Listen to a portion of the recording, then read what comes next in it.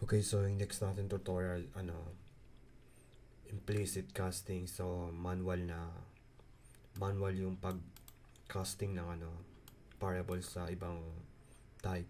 For example, di ba, so, double, i-convert natin siya sa int. So,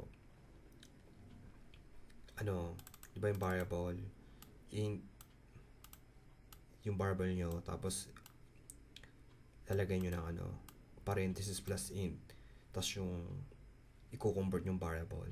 So, ito yung manual way na pag-convert ng variable. So, self-explanatory to. So, may yung isang tutorial natin sa implicit casting, automatic. Sa C#, pwede nyo gamitin yung implicit casting. So, ito naman yung manual casting. So, yung next natin tutorial, gagamitin naman natin yung convert method. So, yeah, ito lang yun. So, wag natin patagalin yung video kasi sayang yung oras. So, ito lang yun.